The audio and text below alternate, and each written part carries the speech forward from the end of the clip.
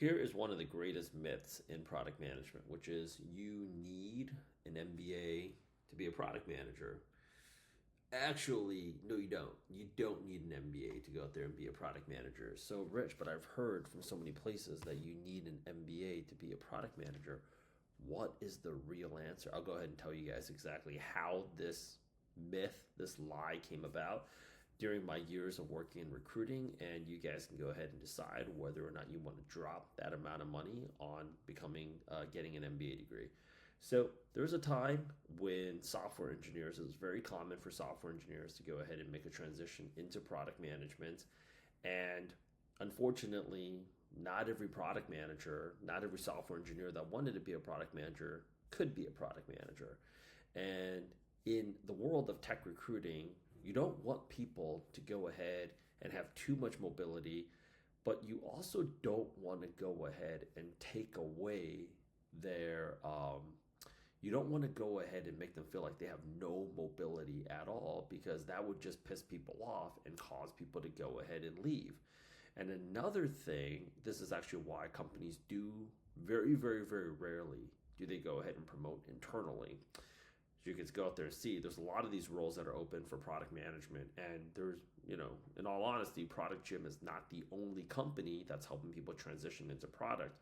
Why doesn't a company just promote internally? Well, they usually don't promote internally because it doesn't work out very well. They have the data that all of a sudden somebody's got to see you as a product manager, and they don't like that. But getting back to this original story here is this. If we started promoting software engineers into product management, then other software engineers are going to wonder, why was that person moved into that role and why wasn't I moved into that role? What was it that they're doing? Because software engineers think in terms of logic, and they want very clear KPIs, and they also want, well, if I didn't get it, I want to know exactly what were the reasons. Did they have a particular certification that I didn't have? Were there skills that they did that they have that I don't have? Is it a personality trait?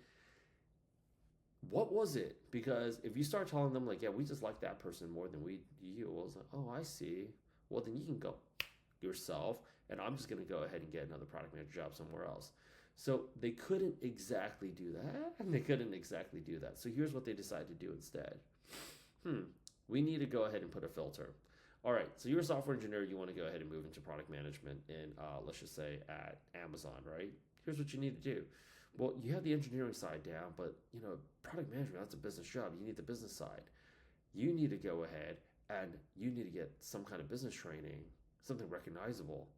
They're going to say, like an MBA? Exactly like an MBA. They knew that 50% of the people within 30 days was not going to even freaking continue on or try to even complete the GMAT. And they would just give up and then go back to being comfortable software engineers, because software engineers value comfort, right? So that immediately eliminated about 50% of the people that ever wanted to bring up product management ever again. 80 to 90% that actually did complete the GMAT, well, now you got to go ahead and apply. And now you got to go ahead and actually see if you can get in. And because you're already working at the big tech companies, you're going to want to go ahead and get into a bigger, like you're going to have to want to go and get into like a recognizable brand name, like a, at least like a Stanford, NYU, a Columbia, something, right? So whether or not you get into those programs, that leaves a lot to be said. But let's just say you even made it through that hurdle. Another thing that you had to go through was, you're not going to go out there and pay for that whole thing out of pocket, but at the same time, you're not going to go ahead and expect your company to pay for that whole thing out of their pocket either. You're going to try to come to some kind of arrangement. And there was some kind of interview and approval process as to who was more deserving to get what money when. So if we said, yo, it was a really tight race between you and so this time about you getting that MBA degree, but next time around, it's most likely going to be you. We can go out there and stall again and again and again. Let's just say you did get in.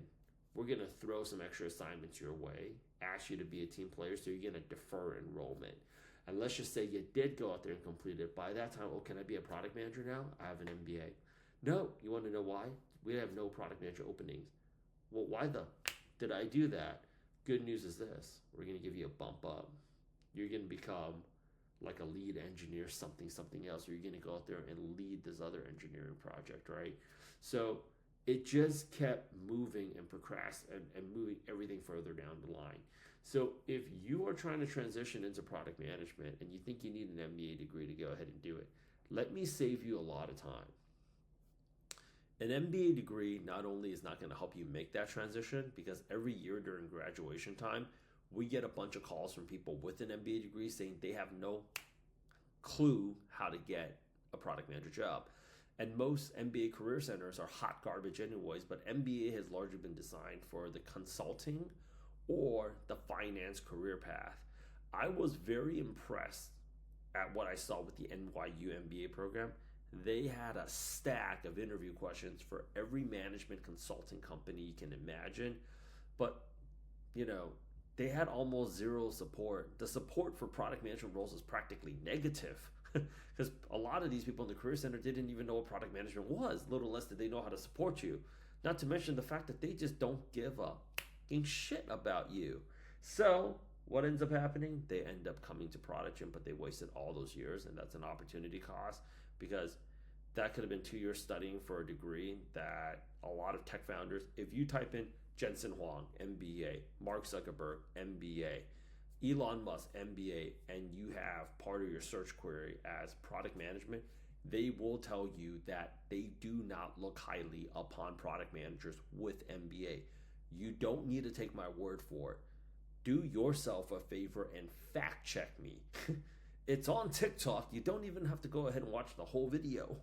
It's on freaking TikTok. So better yet, your better, recourse is schedule a call with us. Okay, DM me on Instagram. Schedule a call with us and go ahead and take our program if you want to go ahead and make a transition. I promise you, it's going to be a lot cheaper. It's going to be a lot faster. And those 2 years you could spend at getting valuable experience, ultimately get an exit, and then maybe even become a founder, because a lot of people get into product management because they eventually want to be startup founders anyways. Don't forget to subscribe. See you on the call.